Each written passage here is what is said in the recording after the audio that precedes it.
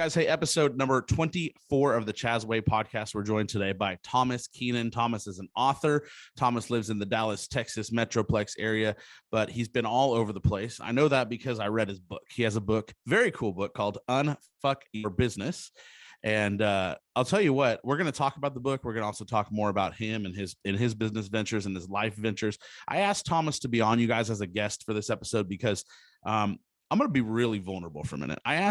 I haven't told you this, but I've asked you to be on this week because you're the first person that I dragged my feet on ever. And what I know about whenever you get uncomfortable, that's usually when the most growth happens. I think I dragged my feet because I don't know you in any capacity. So like, for example, a lot of our listeners won't know Drewby Wilson, for example, but Drewby's, first of all, let's be honest, no offense to Drewby, but he's approachable. All right. He's an approachable guy. And secondly, like I know him through my joining Apex, and he was kind of my guy through that. And I know a few other Apex guys. And so it was easier for me to say like, hey, would you be open to jumping on the podcast? He's like, sure. Yep.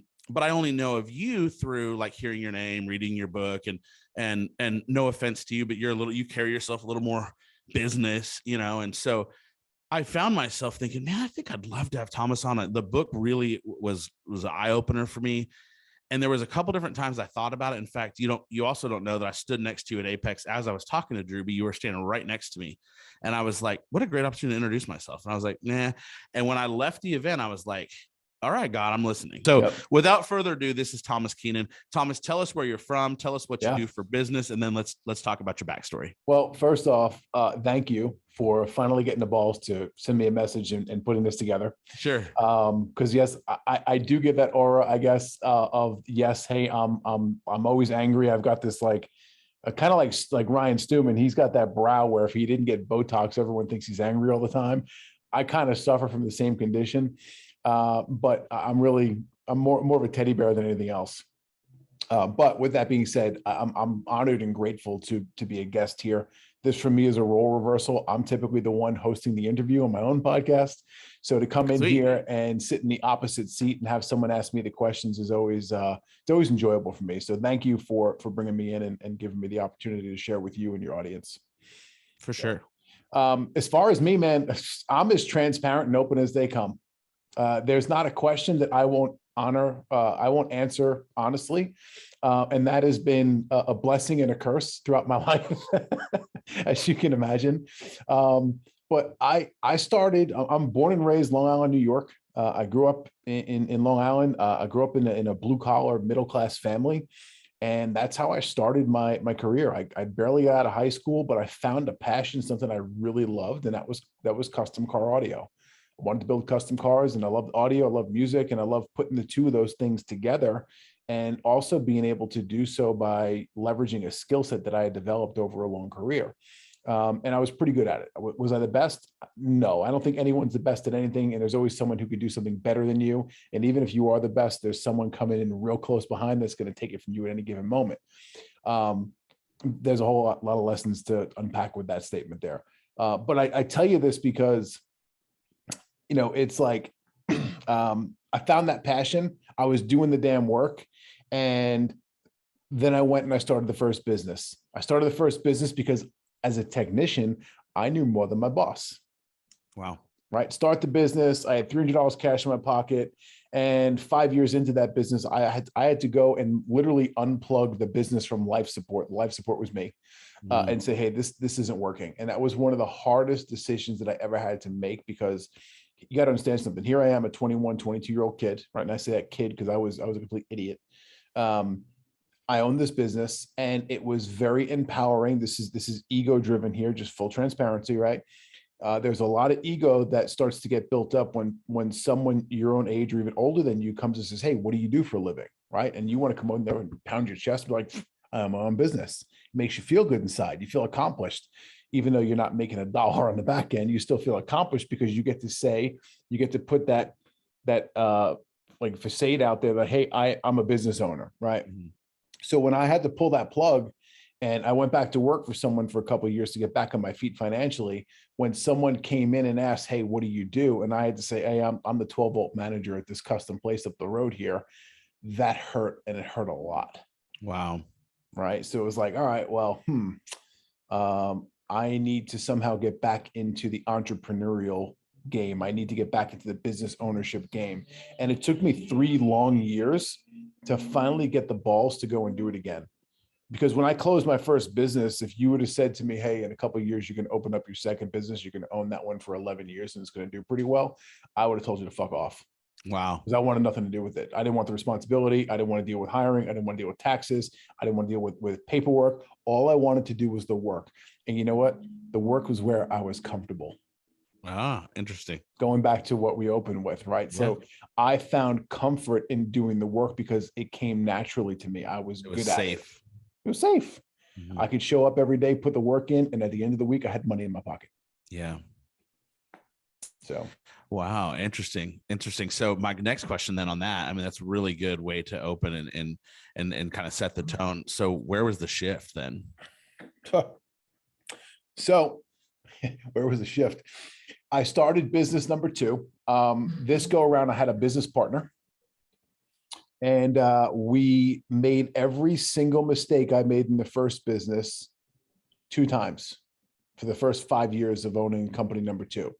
Wow. The reason that it did not close down and fail was because we had started transitioning from not just custom car audio, but we started installing GPS tracking devices in commercial vehicles. So we went from a B2C model to a B2B model. So now we're subcontractors for some pretty big companies, and they pay us to go out, and we're literally the wrench.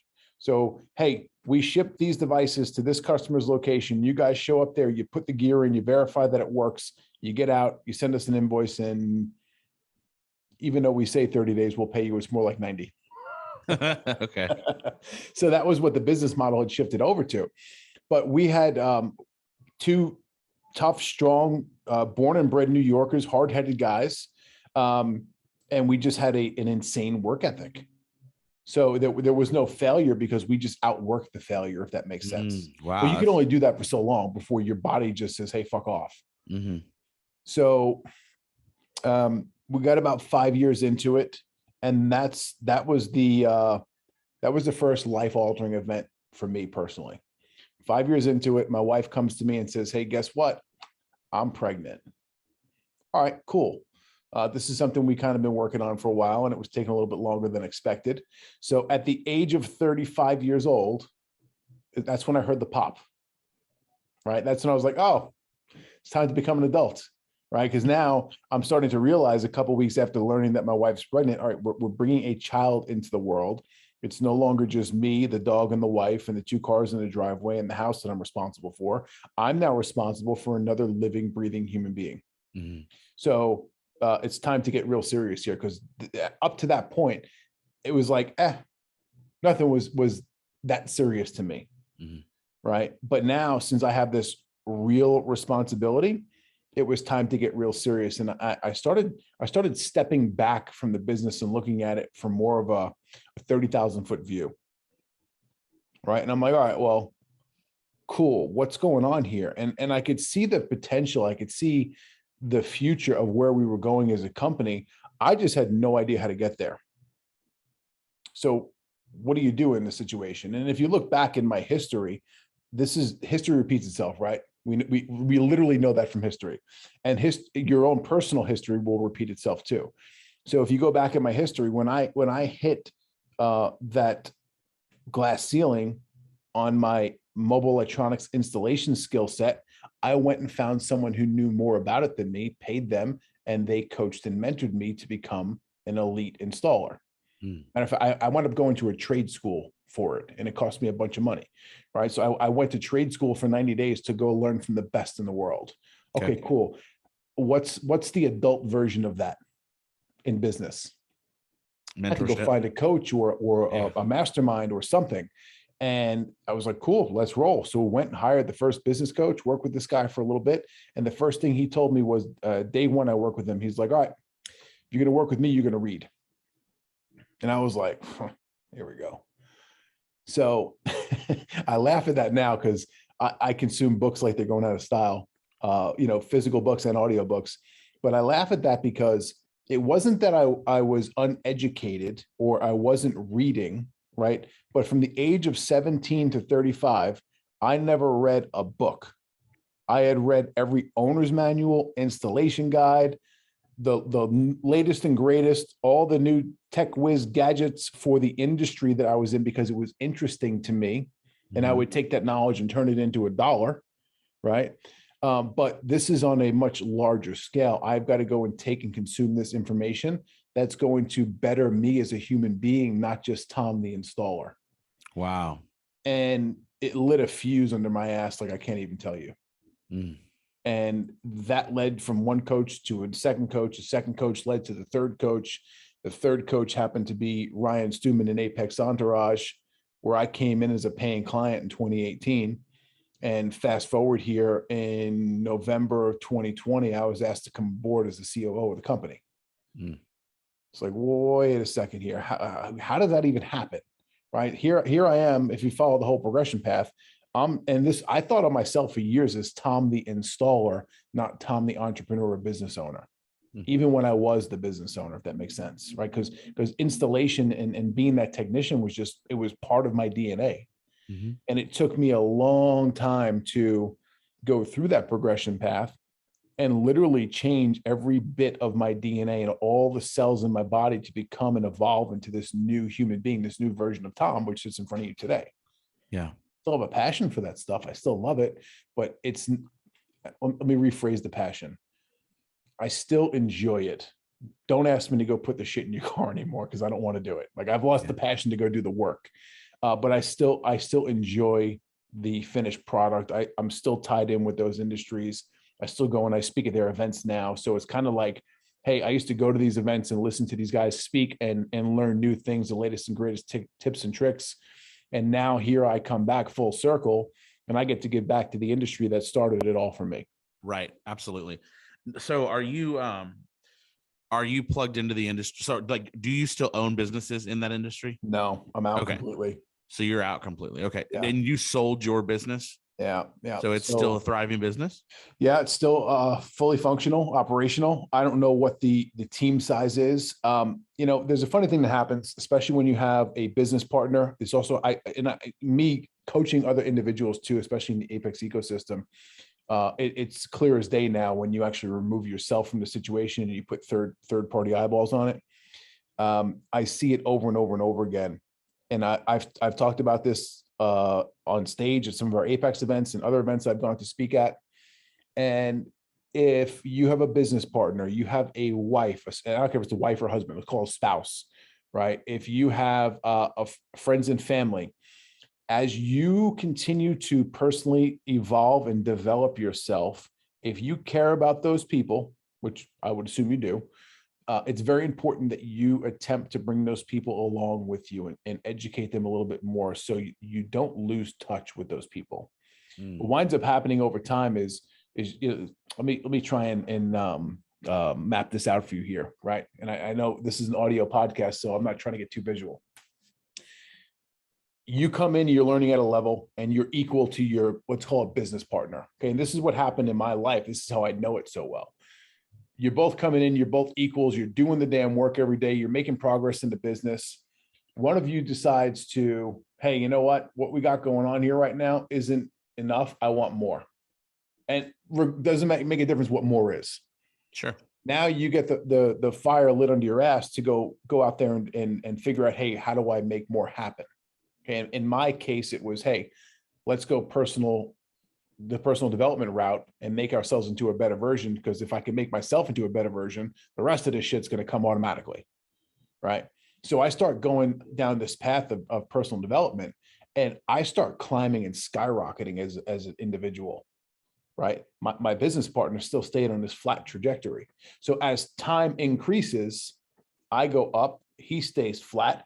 And now this gap, this chasm between us has grown so great that I can't sit across from this guy and have a conversation about anything that we have in common. I've seen it with business partners. I've seen it with husband and wife.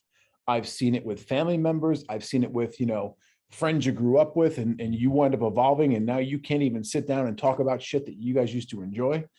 And it's sad, but at the same point in time, it's part of the process of you becoming the best version of you. Yeah. There's a way to say that hurts, that pisses a lot of people off. And that's saying it's lonely at the top. It's the most real statement ever. Mhm. How do you combat that? Like, one way I know is, like, obviously you evolve and grow with the people that have a similar mindset. Show me your friends and I'll show you your future. I think that's such a valid statement. What you're speaking is very relevant. I believe in what you're talking about. But when you talk about relationships, talk about your spouse, for example, how do you to save that? We'll call it a marriage. How do you do that? What's the best way to do that so that they come along and you don't isolate or put them on the back burner, for example? Yeah. One of the things that I've done very successfully with my own relationship is, let's say, for instance, you have an opportunity to come to a live event where there's going to be some of this stuff going on. Now, my wife doesn't want to sit in the event all day and learn the information like I do. So cool, I get it. I'm going to buy you a ticket anyway. We're going to go down here. We're going to make this we're going to stay an extra day or two. We're going to make it into a little bit of time for just us. And hey, you know what? If you want to pop in for an hour and sit and maybe learn something cool, but you don't have to stay here all day with me. That little bit of indoctrination over the course of time, because this is now multiple events I've taken my wife to. Now she starts hearing this information, not from me, because when I say it to her, it's like, in one ear out the other. Sure. She hears what I said 100 times from the guy speaking on stage and goes, well, he must be somebody because he's speaking from the front of the room. Yeah. Right. Hold some more weight. And a little bit of that over time, you compound it over a couple of years, and you get people to buy in. On the other side of it, it's like, and it doesn't always work that well. Okay. Sometimes it's more of a struggle, more of a fight. I've been very fortunate to have been blessed with an awesome wife, very supportive wife from day one. One of the things that we've done with our Apex Executive Program, because we know that this is an issue, is the month of October, we have a 2-day Fly-In Friday event. So Apex Executives is our top of the line program we have for the people who are doing some pretty big shit in business. We have a monthly event called Fly-In Friday. So the first Friday of every month, these folks fly into Dallas and they meet and mastermind with us here at our office or one of the hotels nearby. The month of October, we open it up and we say, it's now 2 days and you can bring one or the other. You can either bring a business partner or you can bring a spouse. Because now, if I get your business partner into the room, if I get your wife or husband into the room and they understand what you're doing when you come down here once a month, that, hey, this isn't the frat boy party. I'm not going down to Dallas to go, get all blown out and party all day long. Right. Now, does it happen occasionally? Sure, it does. Yeah. Let's just be real. Okay. But that's not the intent of this. It's not every trip down here. So when your business partner or spouse comes down and they hear other people in this room talking about the stuff that you're coming home and talking about and trying to implement into your life and business and family, oh, wait a second. Now I understand. Mm-hmm. So now we're getting buy-in from other people in your ecosystem. So it's just going to help support you even further. I like that. That's smart. One of the things I asked Drewby when I first got involved with Apex is, do you have to, does your spouse have to enroll? And that's one of the things he said as well. They can, but we don't alienate them if they don't. In fact, they're welcome at everything. In fact, the David Goggins thing, which I want to talk about in a few minutes, that was the only thing so far that I know of. And I'm new, I'm only 4 months in, but that was the first thing where they had to put a hard no on it. And that was based on several different things. One being capacity, and one being the value of that event, of course. But other than that, he was like, no, I mean, actually spouses are welcome, to what we do. Now, there are some things, if you become a member, there's, you can't have logins and stuff like that, but I mean, they're welcome to be a part of the community. And I thought that was really awesome. I think it says a lot about the difference with community.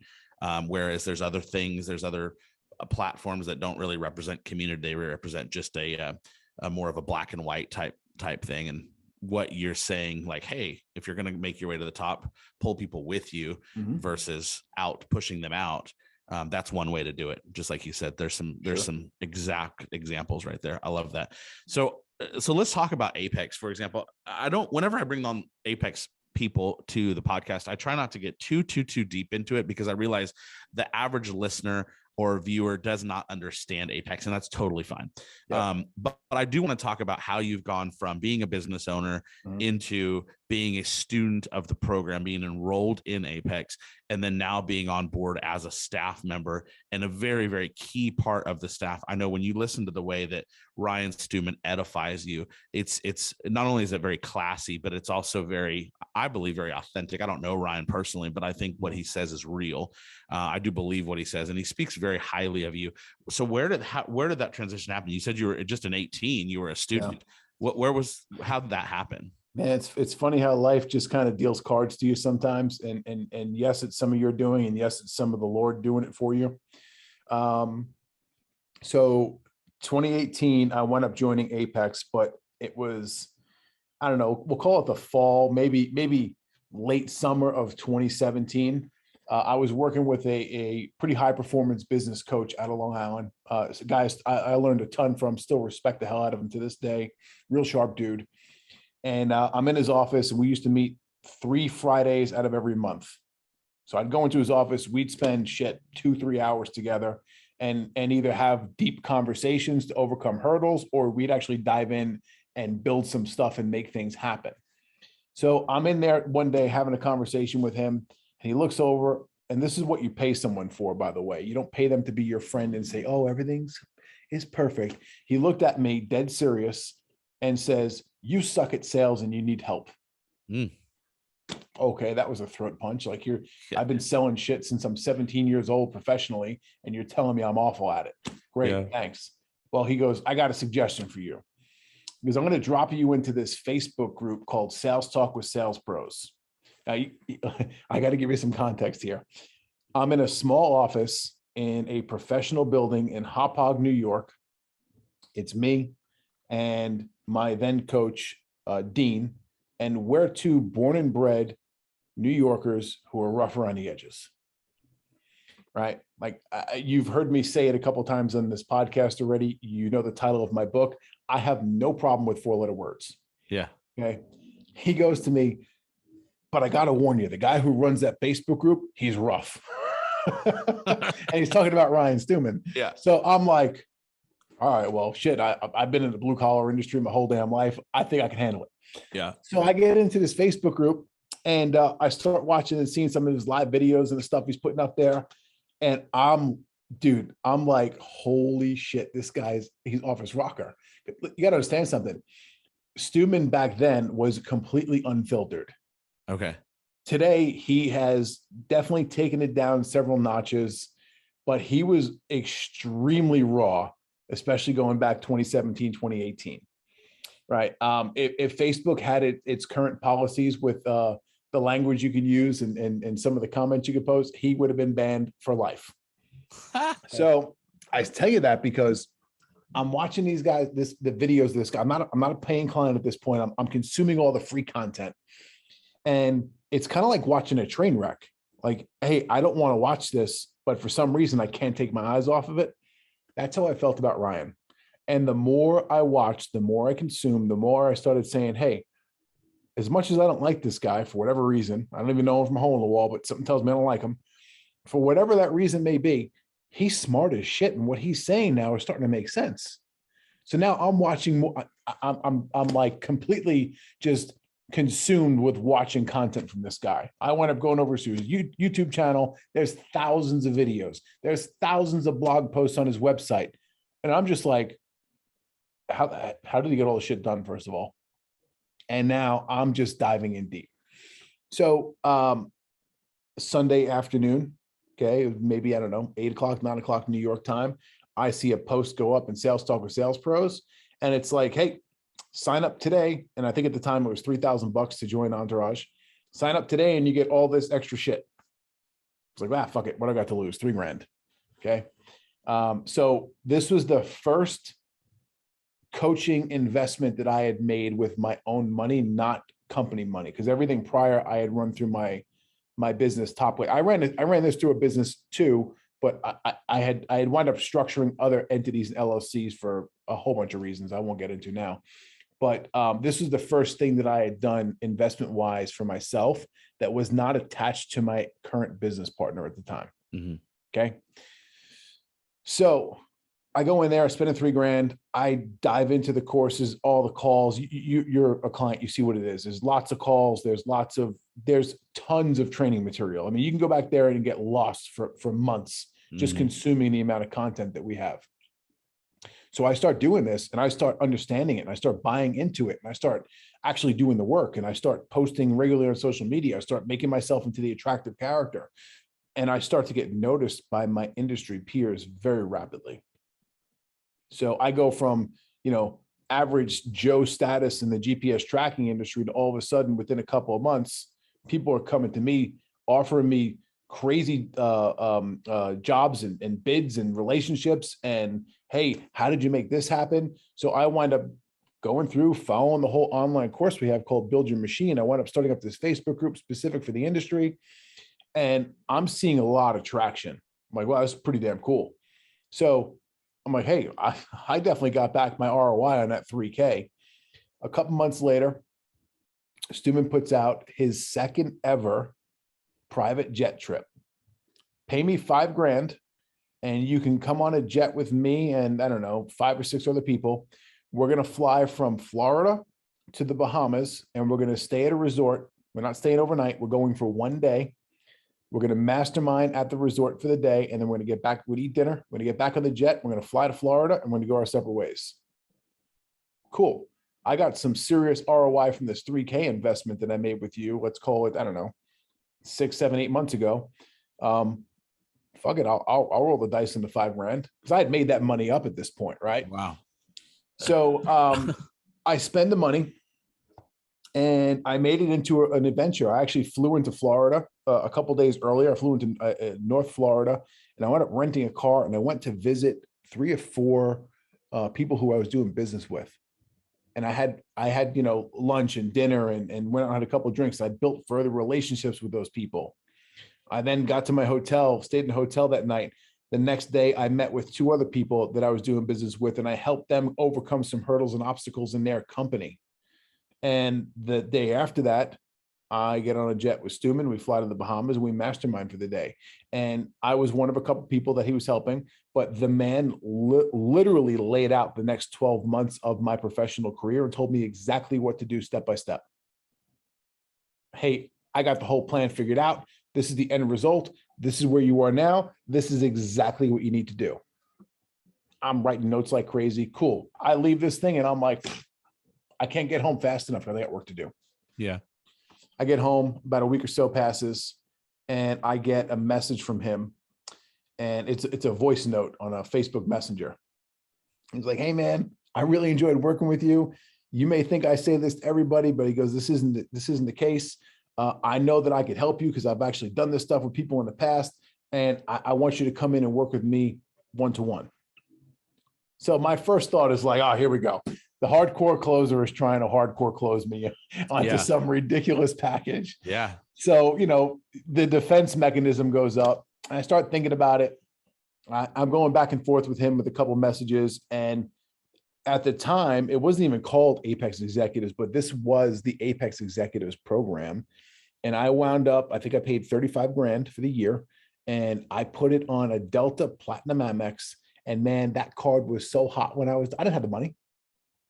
Right. I was like, hey, I don't have the money for this, but for some reason, something inside of me is telling me that I need to do this.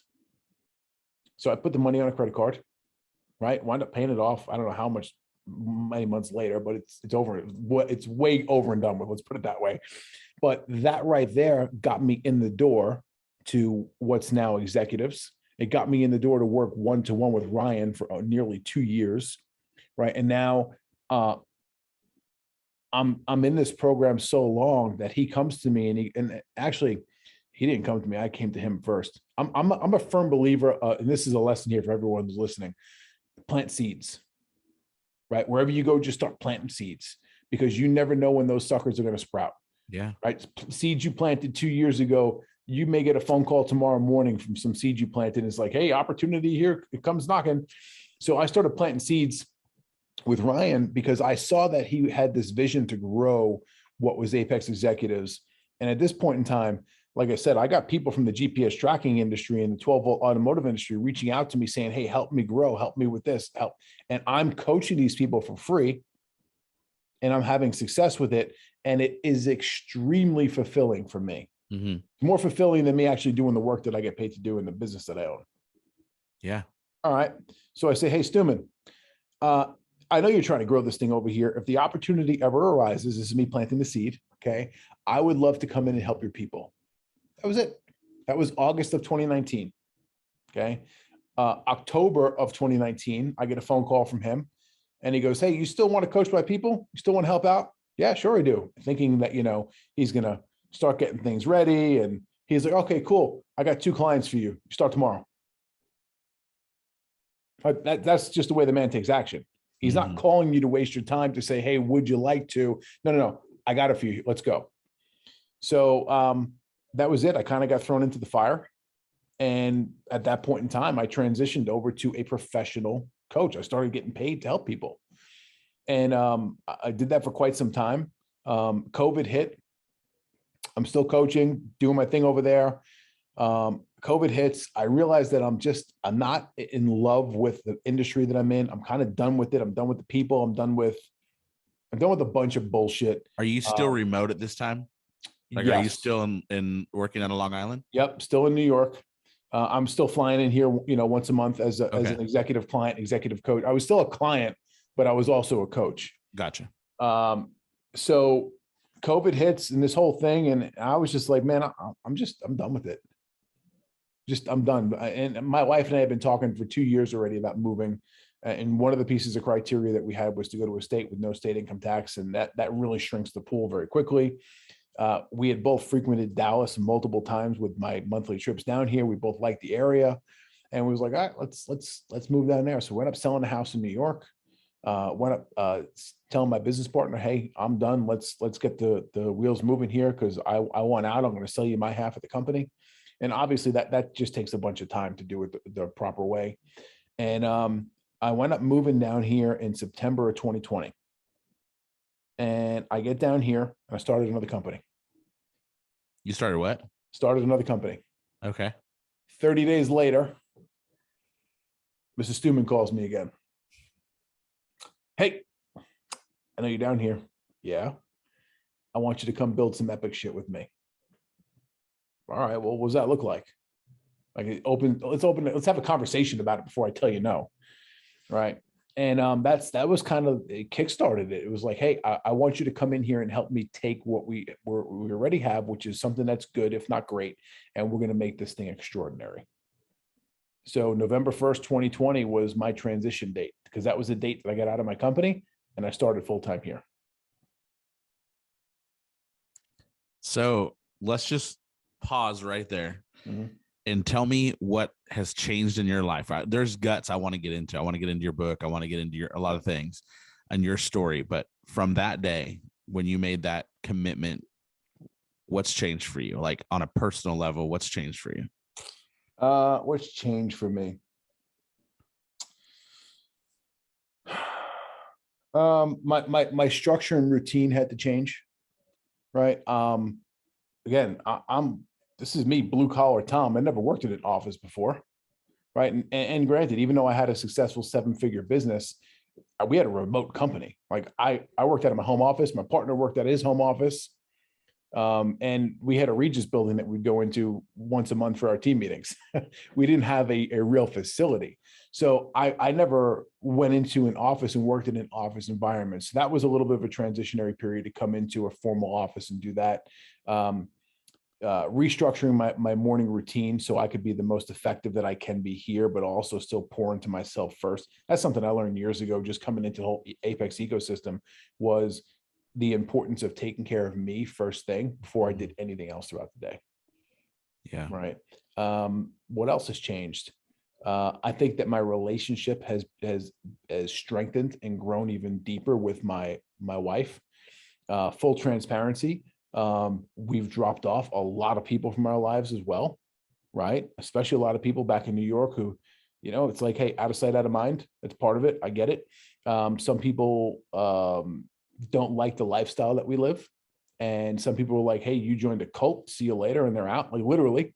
Some people don't understand the elevated mindset and thinking that we have learned from being surrounded by other very high performing people.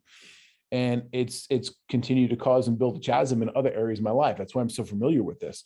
So a lot of deep, close relationships that we once had are now either not there. I mean, I still care and love for these people, but it's not, hey, let's hang out tomorrow and cook some burgers and throw the softball around kind of shit. Mm-hmm. Right. But at the same point in time, you got to be okay with that. If you are really truly determined and going after whatever it is, that goal that you've set forth for yourself, for your family, for the legacy that I want to leave my kids, right? Mm-hmm. Like, hey, I got to give up some of that good shit so I can go after the great. Yeah, for sure. I love that.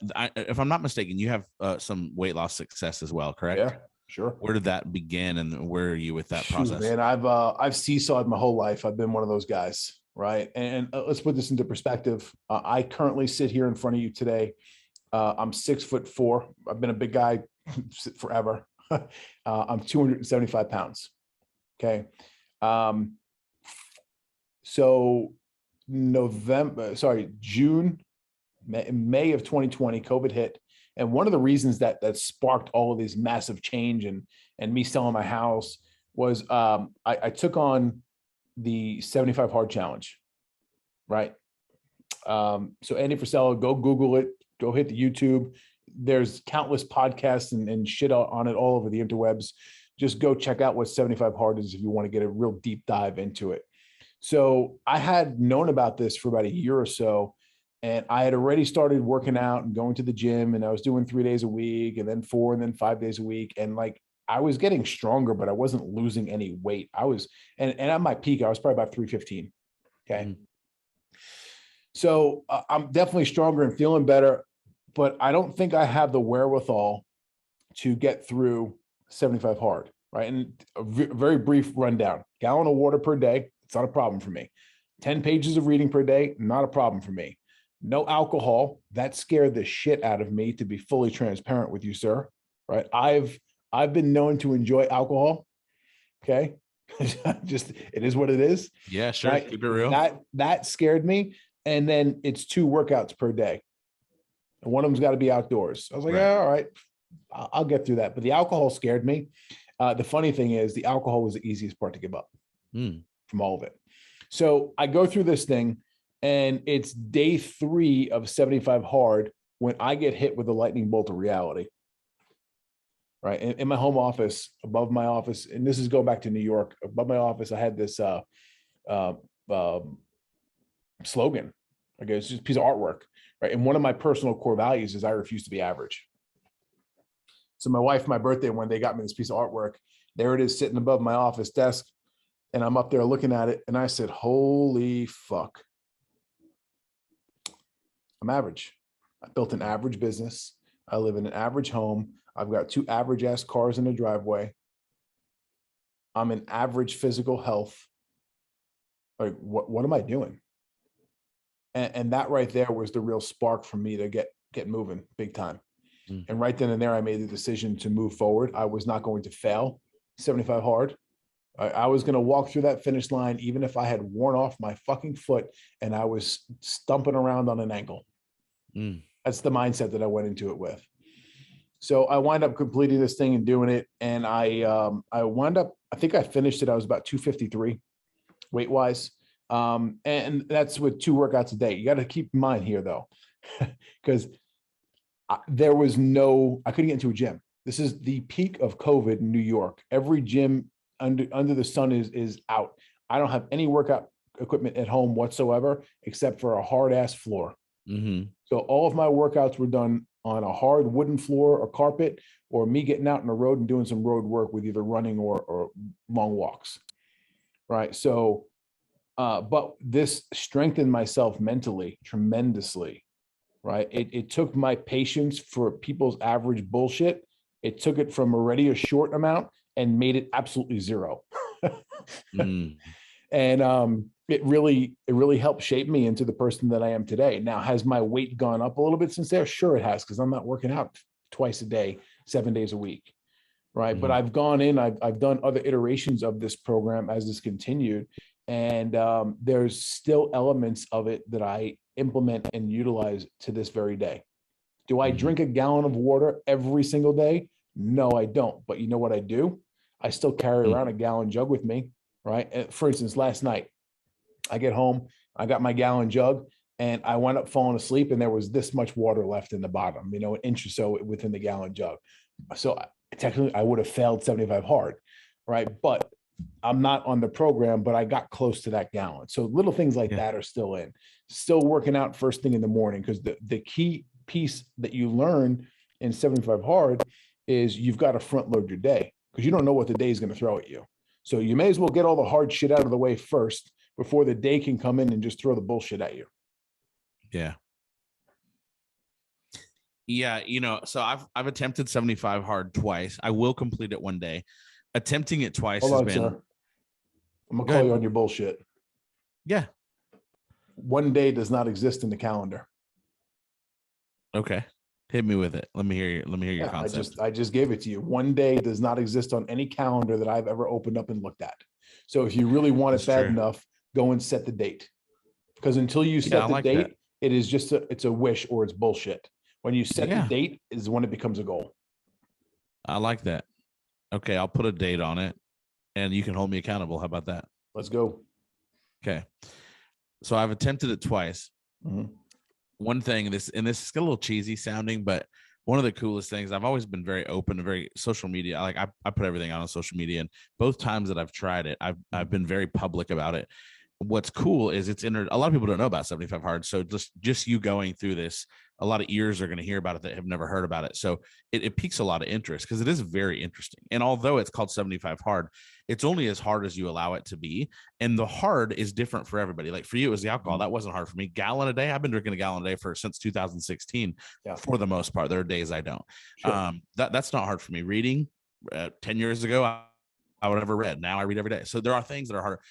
2 workouts a day is a little bit harder. In the wintertime, some people don't want to go outside and do your outdoor workout, right? So there's different factors. What I love about that program of the 75 hard is it's all over the place, quite frankly. You know, my point to that is what I like is that it really challenges. I think there's a little bit of challenge for every different type of personality, every mindset, and it has a lot of potential for everybody to have success. So if that's something you want to do, anybody can Google it. There are templates, there's pictures, there's calendars, there's anything you want to do. I am going to do the 75 hard challenge, and I am going to complete it. And I will put a date on it because I think you're absolutely right. And it's not, when I say one day, that's not me just pushing it off. But I also will say this. I don't like to just be full of shit either. So I like to, when I say I'm going to do it, I'm going to do it. So, but I'll put it on and I'll challenge you to help hold me accountable to it. So if you're going to call me out on it, I'll also challenge you to help push me through it. So I will do that. So I love that. So moving forward, you wrote a book, and I want to respect your time. So I won't take too much more of your time. But when you wrote a book, when did that come about? And then let's get into the book. Yeah. So I started writing the book in the end of 2018. I signed the contract. Started writing the book pretty much January 1, 2019. And then it was June of 2019 that the book actually launched, went live. Like we literally just passed the 3-year mark a couple of days ago. Okay. It's pretty cool. So the book went live. It did pretty well. And by August, it hit bestseller on Amazon. August of 2019. 19. Okay. Wow. That's awesome. And so did you like, is that something you've wanted to do for a long time? Yeah, man. So it's funny. I hired that first coach I was telling you about earlier, and it's like, hey, you got to read if you're going to work with me. All right, cool. It is what it is. Guy hands me the first book. I get into reading that book, and dude just lit the fire under my ass. So I consumed this first book, and you got to understand something now. I'm still a technician in my business, and I'm driving anywhere from 30 to 40,000 miles a year behind my steering wheel, going from location to location to do the work. Right. So I have more time than I can even think about behind the wheel to consume content. So I had to make the shift from Howard Stern and music to educating myself. Right. So it was all right. I guess I'm growing up here and I need to prioritize things. And I don't have enough time. I'm going home for 4 and 5 hours a day to go sleep, eat, clean myself up, and kiss my wife in the head before I'm out the door the next morning. right? So I have to make the most of the time that's given to me. So I start buying audiobooks like crazy and just ripping through them. I learned a hack that if you start speeding up audiobooks, your brain can still retain the information. So 1.5x and 2x are the norms when it comes to audiobooks, even to this day. And I'm just ripping through these books like crazy, and I'll never forget it. I get home, it's probably 7, 8 o'clock in the evening, and I'm backing into my driveway at my Long Island, New York home. And as I'm backing into the driveway, I think to myself, and this audiobook had literally just ended, and the credits are starting to play. I was like, that was a really good book. It'd be really cool one day if I wrote a book. And I immediately came out and self-corrected myself in a negative way. I smacked myself on the back of the head and I said, get out of here, man. It's just a pipe dream. You're never going to write a book. Wow. Right. And the difference was, and this is probably 2015, fast forward 3 years, you know what the difference was? I started surrounding myself with people who had written books already. Yeah. And this is, I'm not saying this from a cocky perspective whatsoever. I looked around the room of people and I went to some Apex event, and I'm like, all right, there's 3 or 4 people in this room who are published authors. 2 of these people here are complete studs, and I get it. But the other 2 people, it's questionable. It's questionable. So I'm like, if they could do it, I definitely can. And that right there gave me the confidence to go ahead and do it. I reached out, had a conversation with a couple people who had been through the process before, and they connected me with an editor. I had a conversation with the editor. Turns out this editor was also the one who's helped Ryan write, 10 or 12 of his books. And we had a great kickoff conversation, and we still have a relationship to this day because we've done multiple projects together. So once someone, and this is just the truth for anything, it's not just writing a book. Once someone shows you the process of how to get from point A to point B, and it's not a mystery, like it gets a lot easier. Like, oh, I see how that's done now, right? It's like a magician showing you the magic. Like, hey, this is how we get the magic done on the back end. This is how we do the card trick, right? This is how we write the book. This is how we build the system. This is how we build the process. This is how we grow and scale the company. Once someone shows you the behind the scenes, especially my brain, because you got to understand something too from my past. I'm a guy who I'm a natural integrator. I was paid to professionally integrate high-end mobile electronics into your current vehicle. So for me, systems and processes is just a natural thought pattern because I spent 22 years doing that prior to what I'm doing now. So once I got to see the behind the scenes, I see the system, I see how it operates, my brain immediately goes to, okay, cool. How do we optimize that? And we go in, we optimize it. I make my version of it. And then I just do the work and get it over with. I love that. I think that's really great. That speaks to me because I've tried to try, and I don't like the word try much for some reason, but I've tried to do a lot of things, and there are times where I get frustrated and defeated. And it's over the last couple of years when I've realized that is my stumbling block, if you will. I've realized like, hey, I'm not afraid to do the work. Just give me the tools, show me how to get from A to Z, and I'll do the work, but show me how to get from A to Z. Yeah. And if we can have a system, if we can have an SOP, then let's go for it. I think that's one thing I really, really, really admire about Apex. You can go as fast or as slow as you want to. What you can't ever do is say the tools aren't there. Oh yeah, I agree. They're there and some. Yep. I love your book. I read a lot. To me, I read a lot. I really, and Audible is my jam. So I don't pick up books as much as I should. Although I will say I've got 3 or 4 hard copy books. Ed's newest book I have not picked up yet. Bradley's book, which I'm excited to read. I've got like 3 or 4 books that are literally sitting on my counter, hard copy books. And I did that on purpose. I'm actually ordering yours. Have not done it yet in the hard copy form, just because I want to make a shift where I transition into some personal time where I'm away from devices. And I think that's going to be a good shift for me. So I'm going to do that. What I like about your book, and again, I've read several different types of books. Where I found it, and I just think God has an incredible thing with timing. I had interviewed Jessica Dennehy, and she talks really highly of you. And after that is when I went ahead and ordered your book, and just where I was in my life in that season. This is just a few months ago. Um, it's very tactical. For me, it was very tactical. It's very hands-on. I would encourage somebody that might be listening that is maybe a business builder, or you're wanting to make some massive shifts in your life. If average isn't good enough for you, and I hope that average isn't good enough for anybody, that's my hope for everyone in this world. If you want to make a shift into extraordinary, I would highly recommend the book, because for me it was like, and I'll tell you right now, the core values is what stands out the most. And it's early in the book, and it right away it was like, this is what I needed. This is what I needed to get from step 1 to step 2, to get from the bull crap and the shit in your life to get to some clarity. You gotta start with the fundamentals. And for me, the fundamentals are the core. What's your core? Any solid successful business has it. So it's not just your business. And I would say to the listener, don't check out now just because I said the word business, because it's not just about business. No, it goes way deeper. Huh? It goes way deeper. Way deeper. It's got to start deeper. We can talk about business later. For you to have any kind of success in business, whether it's working for the man or working for yourself, it's going to have to start with your core values. They need to start internally. What is it that you want? What do you need? What are you willing to settle for or not settle for? And that's what really resonated deeply for me. So was that something that was deep for you?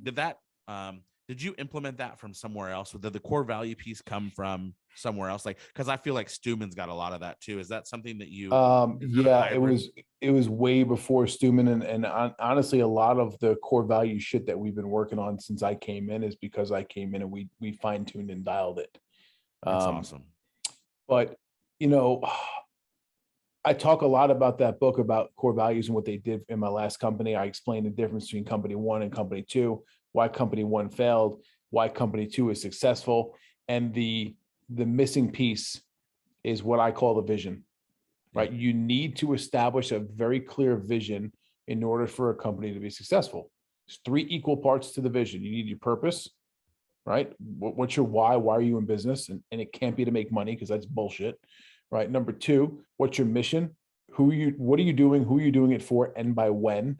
Put the date on it. Right. Here we are again about the date, because now it becomes a goal. And number 3 is your core values. Right. You get clarity around those 3 things, which most companies don't. Most companies refuse to put the time into it. And now you've built a ridiculously beefy and strong foundation that now whatever you build on top of it, as far as growing and scaling the company, that sucker's going to last. Oh, I like that. Yeah. So I learned that from other business coaches, other masterminds, and I've invested a lot of money into myself and my companies as far as training is concerned. Right. Awesome. I mean, if I had to put a dollar amount on it, it's probably upwards of $300,000-$400,000 that I've invested over the course of, let's call it a 8 or 9 year period. And a lot of what I was doing was investing money to go learn from other companies who had a lot of really big stuff going on. Right. So it's funny. I was using a software called, it was called Infusionsoft. It's not called Keep. Using Keep. It's a CRM platform. I was using it in my service-based business and learned a lot from those guys, learned how to use the software well, which is a big task because it's not an easy software to learn and use. Okay. And I get deeply involved in their community, and I wind up getting invited to something that it cost me like 18 grand for 2 days to show up. But it was an incredibly deep dive into the back inner workings of how they structure and run their business. And hey, this is how we're going to, they literally gave me a playbook of how to do it all when I left. Right. So cool. Let's take this. And I started rolling all the stuff out to my last company, to Top Class. And I was like, oh my God, this stuff works, and started seeing things grow, and we started hiring the right people, and like, wow, okay, cool. Got some ROI there. But I took that same playbook. And of course, I'm of the mindset that we modify things to fit our self better. Right. So not everything in there aligned with me. Ideally, I was pulling some stuff from Keep's playbook. I was pulling some stuff from EOS, which is Rocket Fuel, and the book Traction by Gino Wickman. Pulling stuff from their operational guys. I was pulling stuff from a gentleman named Vern Harnish and the way that he operates. And I kind of made my own version of it. And I had success in my own company. And when it was my time to come over here to Break Free Academy, it was like, okay, cool. From the outside looking in, I've got a secret. I'm new guy here, but I've also been around long enough where I know what's going on in the in and around with the customers, the client. I understand it. I've been around here for a couple of years. So now when I see behind the curtain, it wasn't like I was just seeing everything new for the first time, but it enabled me to see all the low hanging fruit and see what the major problems were immediately. I was like, oh, we got a gap here, here, here, and here. Ryan, this is what we need to fix immediately. And if we don't fix this, none of this shit over here is ever going to matter. And he's like, all right, cool. I pay you a lot of money and I expect to hear some feedback from you, even though it may not be the feedback that I want to hear. Right. And I've just been open and transparent with him since day one. So we went in and attacked it. And we made sure the first thing that we did was to beef up and strengthen and get clarity around the vision for the company. And if anybody ever comes around us, sees any of our team members, you can literally yell out to one of my guys, hey, what's one of your core values? And they will tell you immediately what it is, right? It's that deeply ingrained into the culture that we've built over here. Yeah, which is key. I think that's, I know that is key. I think that's, I mean, the proof is in the pudding. There's not just in this company, but in successful companies. I think if people were to dig deep into successful companies, truly successful, because I think also at surface levels, kind of like your social media, it's a highlight reel. So I think a lot of businesses play that same game, but at the end of the day, the businesses that are truly operating at a high level, they're representing core values. They may have a different way of saying it. It may not be 5, it may be whatever. Sure. But it's again, that foundation, that structure, that deep, strength. I love that. I think that's awesome. I love the book. I'll post the links to the book and everything in the description and how people can find you as well. Tell me about your podcast as we take a couple more minutes to ask you a couple more things. What's the name of the podcast? Step It Up Entrepreneur.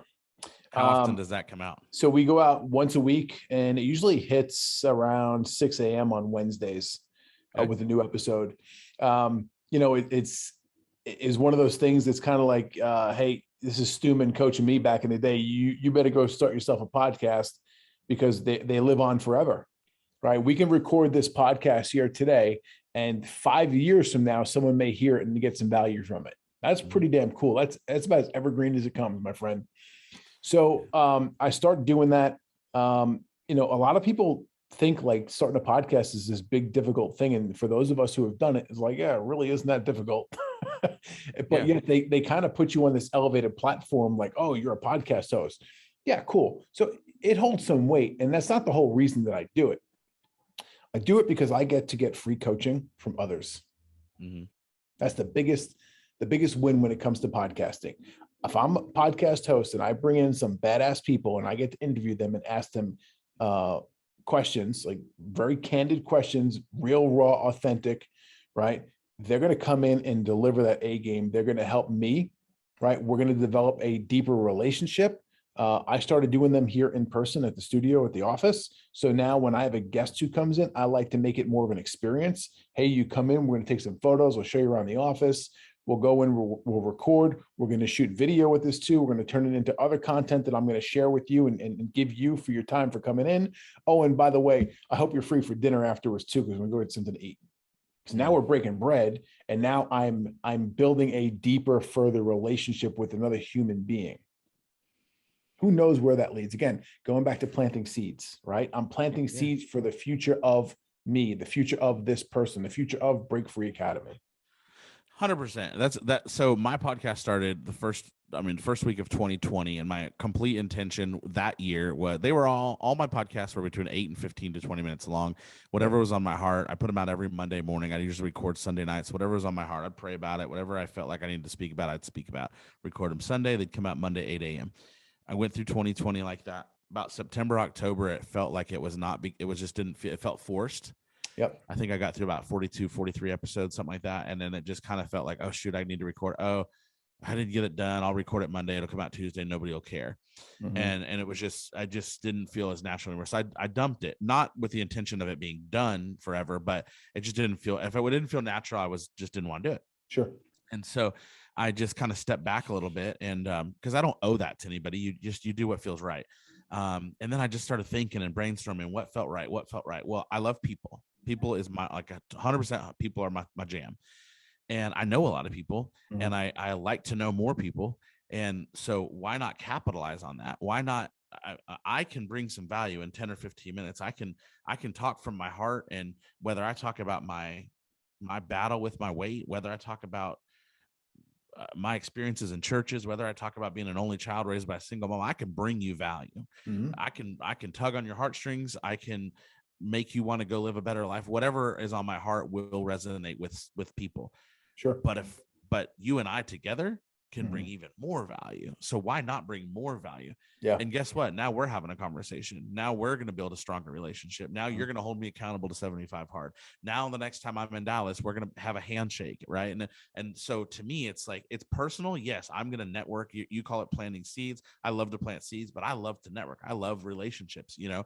And so for me, it was like, yes, it's good for me, but also we're building so much more for the I want to bring value, talk about bringing more value, because now I can bring more wisdom from other people. Like what you're a perfect example. Like you have way more to offer, not to discredit me, but it's just bringing more value for more guests, you know? So that's why. So when I made the shift in for the following year that it was going to be with, I said 2020, but I think I said 21. 21 was all me. 22 has been all with guests. And I made that shift. I love it. I started the podcast was originally called the GPS Tracking Installers Podcast. It was niched down like crazy, right? And I was going on having people from that industry on as guests, and basically I did a lot. I've always done a hybrid model. I was doing a lot more solos where I was going in and educating these people on the business practices that I had implemented in my service-based business that they could use to be successful. And I start going down this rabbit hole, and I'm like, hey, wait a second here. I'm giving all this information out, and I know it could help a lot more people than just the people in the GPS tracking industry. Mm-hmm. So right around this time is when I moved from New York to Dallas, and when I took a 4-week pause. I had to for moving purposes, and it was just absolutely crazy. But during that 4-week pause, I reinvested some money, hired an agency. I rebranded the podcast, the Step It Up Entrepreneur Podcast, and now I kicked off. I'm going to do a lot more interviews with high-level people. And same reason, I'm going to bring value and perspective from the outside in. We're going to have good conversations, and it's evolved into what it is today. Yeah, that's a great way to say it, from the outside in. I have a hard time sometimes interpreting what I'm trying to say. That's exactly from the outside in. I love that. And it's given me, so now, and I'm a realtor also. So I'm now going to spin off. I've built this little home studio. And so I have a home that I'm proud of. I want people to come. I want to build, again, relationships now. So in my real estate, I'm shifting over and building a real estate podcast. It has not launched yet, but now we can talk real estate. I'm a realtor. I'm not going to bring on realtors because I'm a realtor. I don't need more realtors. But what I do need is inspectors. I do need appraisers. I do need lenders, all those things. So now I can bring value to the end user, who's maybe a potential home buyer that wants to know, well, what do you mean I need an inspection? What does it mean to have an appraiser, right? So again, more value. So yeah, I love that. So we'll wrap up with this, man. My son, who's my world, he's 15 years old, almost 16 now. He said a couple months ago, he's like, Dad, you know a lot of cool people. And why don't you ask your guests every time who's the coolest person they have in their phone and one cool story? So who's the coolest person's number that you have in your phone? Tell me one story. Interestingly enough, I know you know a lot of cool people, so go for it. Steve Weatherford. Whew, now you're gonna get me emotional, dude. That dude. Yeah. That's goals for me. I want to know that, man. So I'll give you the story here because it's important and it ties into core values. And we started talking about this before. We didn't dive in too deep. Core values go way deeper than just your business. I think if you want to be an ultra successful human, you need 3 layers of them. It starts with your personal core values. It starts with and then you have your family core values, and you have business core values. Okay. You need all 3. So being an Apex executive coach, I'm blessed with opportunities and cool experiences all the time. It's part of like being in the inner circle of this ecosystem. So right before COVID hit, it was February 2020. We went on the very first trip, Cabo Mastermind. So Stuman flies us down there, take a bunch of private jets. We rent these ridiculously large mansions in El Pedregal in the hills of Cabo. And Ryan's very famous for bringing in surprise guests. Like you just don't know it until you show up, and all of a sudden, oh shit, I didn't know that guy was going to be here. That's cool. Lo and behold, it's Steve Weatherford.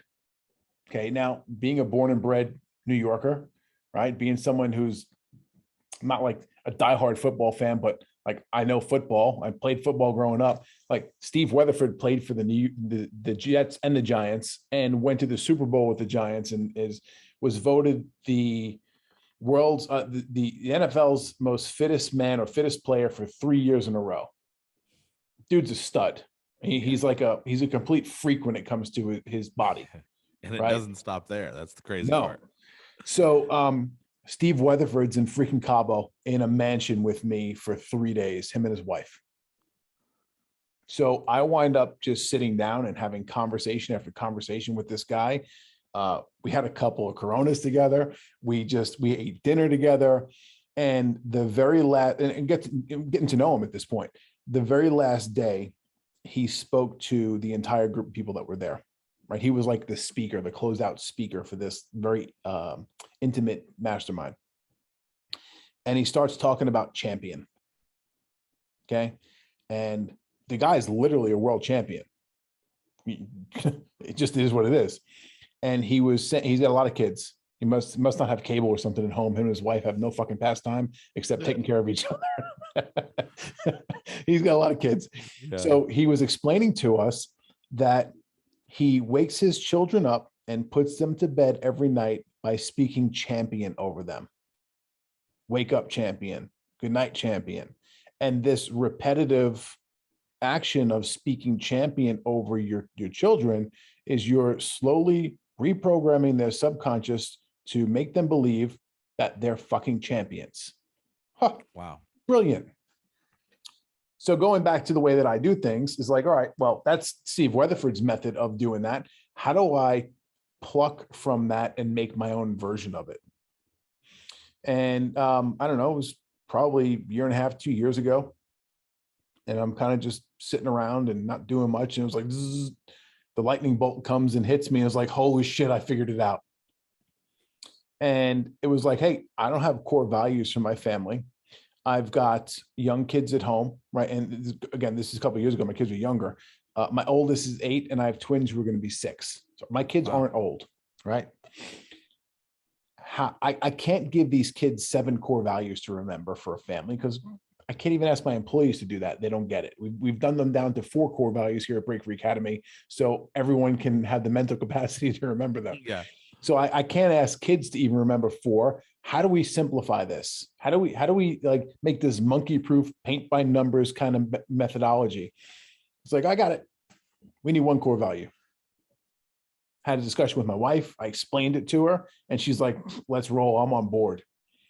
All right. And this is not something you make the decision yourself. You always include the other significant other, in my opinion. This is a family thing. My kids were too young to come together and put input on it.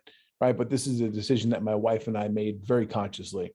So our core value at the Keenan household is we are champions. Right. And I put my kids to bed every night and we speak it to them, literally. Hey, good night, champion. Right. And I'll say to my son, hey, why are we champions? And the response, and this is like automated at this point. The response is because we're winners. Why are we winners? Because we never give up. How come we never give up? Because we always try our best.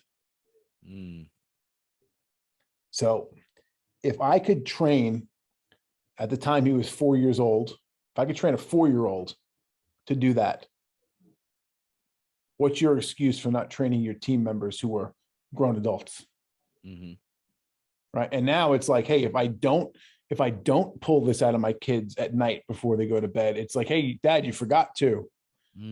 But the cool thing is this, let's just be transparent here. Okay. You as a dad, you can understand this as well. And me, I was once a kid and I was not perfect. Kids can be assholes, right? Mm-hmm. They all have it. I don't care. As good as they may be, everyone can do it. When that time pops up, it's very simple. I'll say to my son, hey, I'll look at him like, you're not being a champion right now. And the moment that I use that language, since it's already deeply ingrained and tied to him being an actual champion and a winner who never gives up and always tries his best, immediate change in the body language. Immediate. Yeah. Almost accountability. Yeah. Bingo. So how can you take my version that works for me and my family, pluck a couple of cool pieces out of it and rework it to your own family?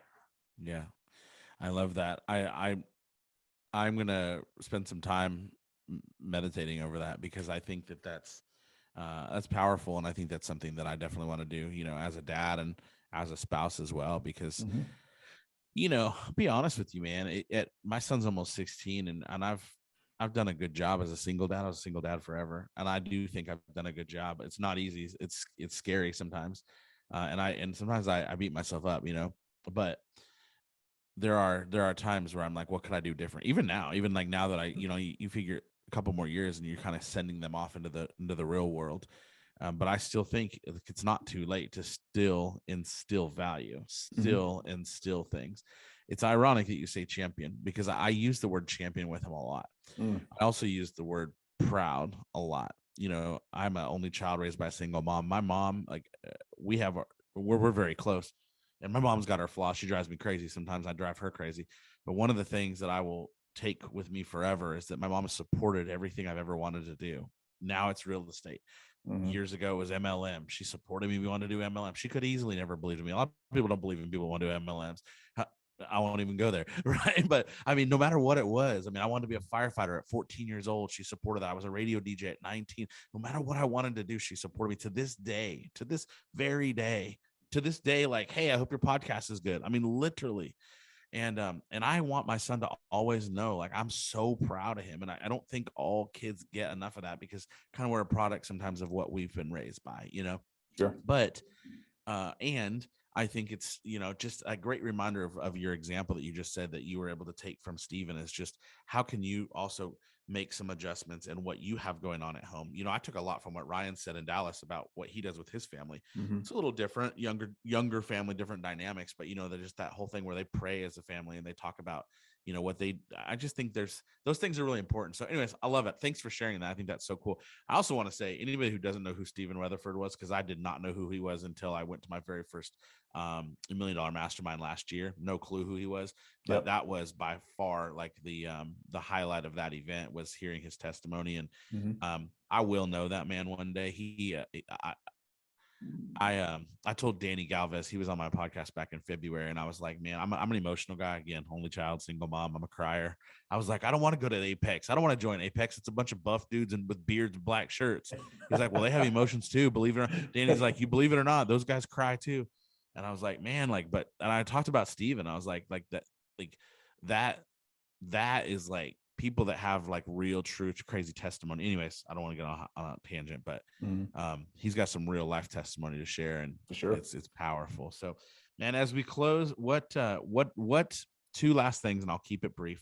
Where are you in your life today? What do you have going on? What's firing you up? What are you excited about? We're midway through 22.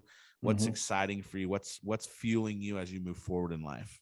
What's fueling me as going forward, I can see the big picture of what we're trying to do over here as a company. Okay. And I'm just proud to be a part of it and make That's it come to reality. And I never thought I'd sit behind a seat like this and tell you that, especially coming from someone who was a small business owner for 21 or 22 years, coming into a position where I'm working for somebody else.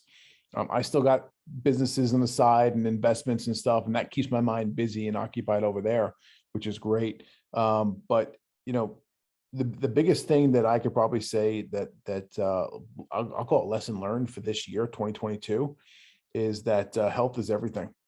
Literally fucking everything. Without it, like you're good, you're done. Yeah. You're done. So, and oftentimes when you think things are gravy, they're not. You don't know what people around you, the people you walk down the street from each and every day, you don't understand some of the struggles that they're going through, because you may not visually be able to see some of the ailments that they're dealing with. Yeah. It's a powerful reminder. Very powerful reminder. That's why it's also good to remove your ego and your pride and just check in on people. Oh, bingo. All the time. Pulse checks sometimes, What are you reading right now?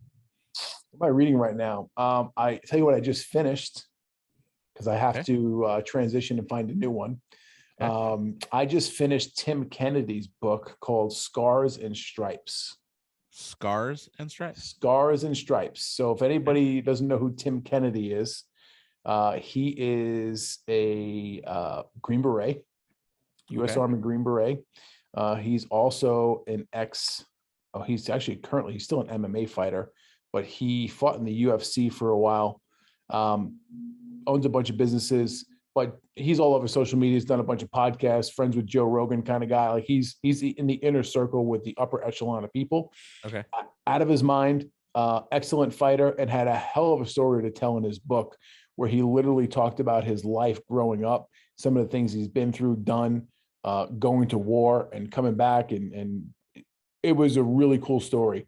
I've gotten to the point, and I don't know if you've experienced this too with your reading, but there comes a point in time where I have to take a break from the self-development books, because it's like, hey man, I get everything that this guy's saying. The book was well put together, but I've heard that shit 50 times already. Like I know it all. Like shit, I even have some of my own book. I don't need to hear it again. So let me go and hear someone's life story and see some of the hurdles, obstacles, and stuff that they've had to overcome to become the version that they are today. Yeah, for sure. And actually, that's a lot of times where I grow the most. I'll have a good shift, like a radical shift, because it gets repetitive, and I almost start resenting personal development because I love it, and it's been a life changer truly in my life. It's a huge part of my testimony. But yeah, same thing. It's like rinse and repeat, same thing, and then you be it again. Yeah, I totally get it. For me, I read Matthew McConaughey's Green Light. Have you read that? Yep, great book. And that was a good shift for me because it was a total different dynamic than what I am used to 2 or 3 times a month, where it's the same type. Yeah, so I get it. I'll check that out. I'll actually link that as well. So if somebody wants to check that out. So Scars and Stripes, Tim Kennedy. Yep. Okay, cool. Yeah, I'll check that out. Have you read, I'm assuming the answer is yes, but have you read Ed's new book? No, I haven't yet. Okay. I bought it and I haven't opened it up yet, and I will. Yeah. So I was just curious if you have. I've heard it's good. So, yep. All right, man. Well, I appreciate you so much, Thomas, for being on. I appreciate what you do. I appreciate who you are. Thanks for being an example. Thanks for also being a part of Apex, which is allowing so many other people to make radical changes in their life. And when I say thanks for being a part of it, what I mean, just so you know, from my perspective, you might be like, thanks. Look, okay. But really what I mean by that is because of systems, because there's a few of you guys who have championed together, truly locked arms and building something that is massive, taking chances, taking risks. I mean, like, for example, $1 Million Mastermind could have been in the same room that it was in 21, which was my first exposure. I didn't even know what Apex was. I wasn't there for Apex. I knew it. I knew one of the speakers. I came to support her. Yep. And I was blown away. So that's why I enrolled in something I chose to believe in. But you easily could have done the same event in the same size room with the same amount of people and had the same success as that year before. Sure. But you guys as a whole chose to expand, chose to be bigger, chose to dive in, chose to set bigger goals, chose to have hurdles, chose to really, really, truly grow and punch through. And because of that, you have made vision, like you allow eyes to be open to bigger things because you guys paved the way for that as a whole. And I know I could say the same thing to Ryan and Drewby and so much. I know there's so many, I don't know all of you guys, but to you, I just say thanks, man. I really do truly appreciate it because it's been a game changer for me. Not a life changer yet, but a game changer. And it's just, I'm again, tip of the iceberg. I'm brand new to it. But as I start to dig in, I know that it's going to be massive. I'll tell you one thing very quickly. There was a shift for me. I did a podcast a couple weeks ago about it. I sat in that room just so that you have some feedback. You can pass this along if you want. Sure. For the first time, I've been going to events for years, since 2016. And I've heard a lot of the same things. I've been to a lot of events where you stand up and clap and you sit back down. Your butt gets tired of being in the seat. You wonder if your investment was worth it. Was the hotel? Like I've been to many, many, many events in many places. And there are similarities in all of them. For the first time since 2016, when I started going to events, I left the event, and within about 48 hours of chewing it up, I said to myself, I left an event full of successful people and believed that I was one of those successful people. Now, that's not like, poor me, I'm not worthy. That's not what I'm saying. But there was enough of a shift in my life that I realized I was locking arms truly with like-minded individuals, not going to an event where you look at the stage or you look at the front of the room and you're like, someday, yes, my paycheck may not equal the same thing as the people on the stage or in the front of the room. but I am a realtor. I am a podcaster. I am a part-time DJ. I'm successful at what I do. I am a successful person, just like the people that were to my left and to my right. And it was the first time I ever believed that. I don't know what the shift was, but it was a nice feeling. So it was just a really nice, it's just a good piece of testimony leaving that event. So it was cool, man. I appreciate you guys. I'm glad you came.